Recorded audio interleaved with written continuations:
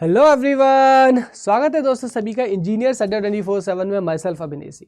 तो guys, UPMRC JEE की एक अच्छी खासी वैकेंसी यहाँ पे निकली हुई है। तो इस वाले वीडियो अपन बात करेंगे कि यहाँ पे यूपीएमआरसी जेई को क्लियर करने की एक परफेक्ट स्ट्रेटजी क्या हो सकती है और किस तरीके से यहाँ पे 130 प्लस के लगभग आप जो स्कोर है वो कर सकते हैं। ठीक है, अगर आप पिछले ईयर के कट ऑफ की बात करें इलेक्ट्रिकल में तो 108 नंबर कट ऑफ गया था जनरल कैटेगरी के लिए। तो अपन एक सेफ जोन में रहेंगे तो भैया मैक्स टू मैक्स स्कोर करना है। चलिए वीडियो को यहाँ पे सीधा शुरू करते गए, यहाँ पे बिना देरी किए बगैर।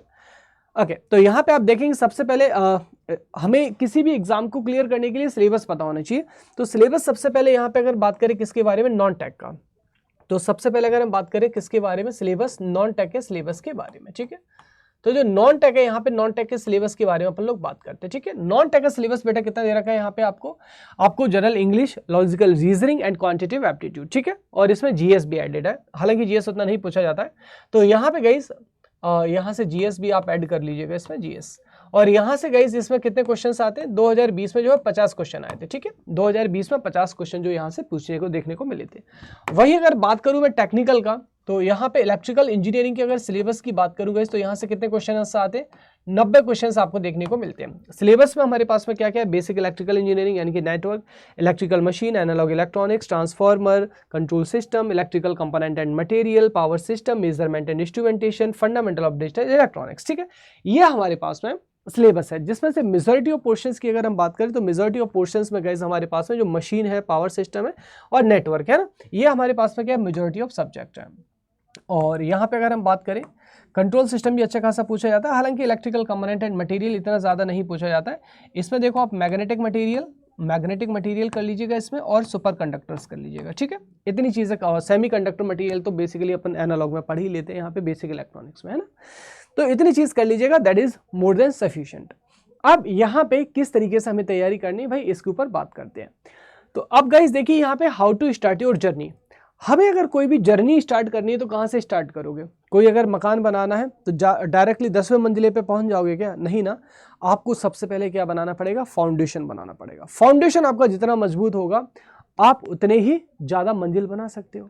तो यहाँ पे गाइस अगर मैं बात करूँ किसकी, फाउंडेशन की, तो फाउंडेशन अगर आपको अच्छा करना है तो सबसे पहले आपको स्टार्ट किससे करना है, बेसिक इलेक्ट्रिकल यानी कि नेटवर्क है ना।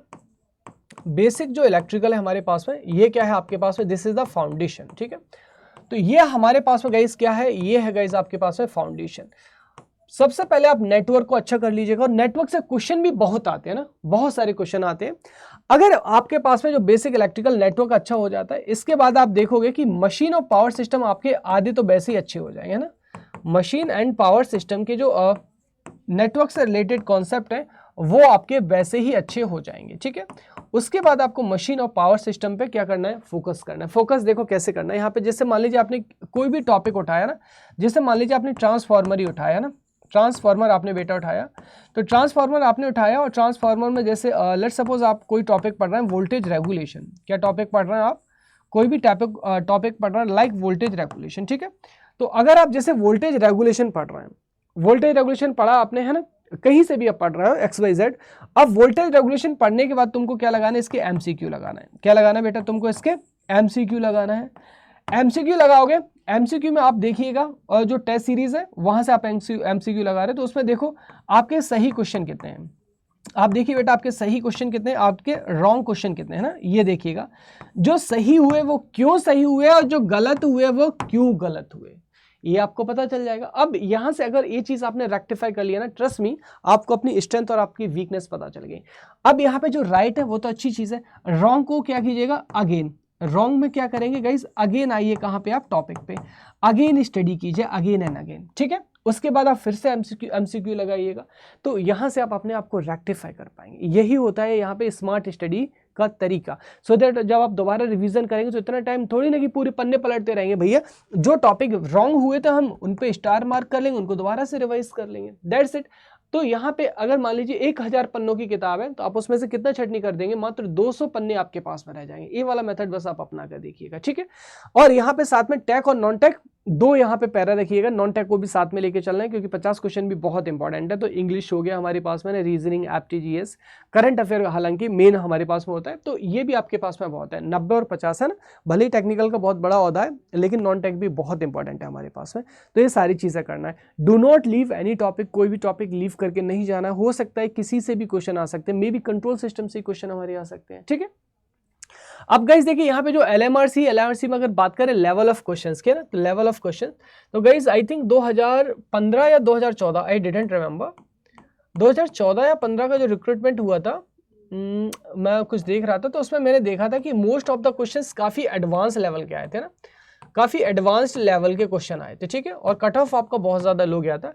लेकिन 2018 एंड 2020 की अगर हम बात करें, ठीक है, तो ये दो जो रिक्रूटमेंट हुए थे एलएमआरसी के, इसमें पेपर का जो लेवल था वो कैसा था हमारे पास में, मॉडरेट लेवल था, है ना।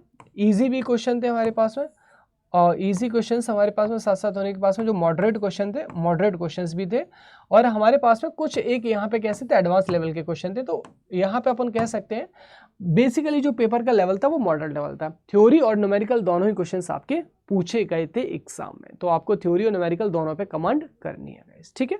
अब गाइस बात करें प्रिपरेशन की, तो यहाँ पे देखिए अगर आप सेल्फ कर रहे हैं, वेल एंड गुड, सेल्फ करते रहिएगा। लेकिन अगर आपको गाइडेंस की जरूरत है, जीरो लेवल से एडवांस लेवल पे पढ़ना है, तो यहाँ पे यूज कोड Y433 फटाफट से Adda24/7 की साइट पर जाएंगे और वहाँ पे ओपन करेंगे ऑल कोर्सेज, वहाँ पे टैब दिखेगा, ऑल कोर्सेज में जाके AJE एग्जाम को सिलेक्ट करिएगा, वहाँ पे इलेक्ट्रिकल ब्रांच को सिलेक्ट कर लीजिएगा।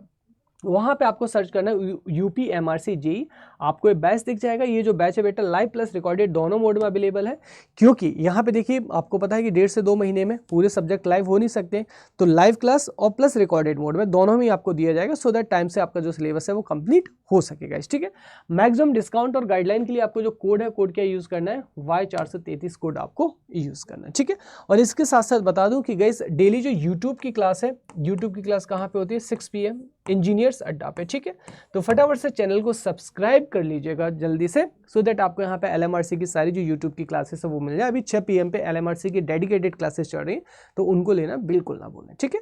Thank you so much everyone guys, all the best आप सभी को, एंड जय हिंद। और हाँ, अगर आपको इन्फॉर्मेशन जेन्युइन लगी तो प्लीज़ अपने जो कलीग्स हैं उनके साथ भी शेयर कीजिएगा। सभी का धन्यवाद।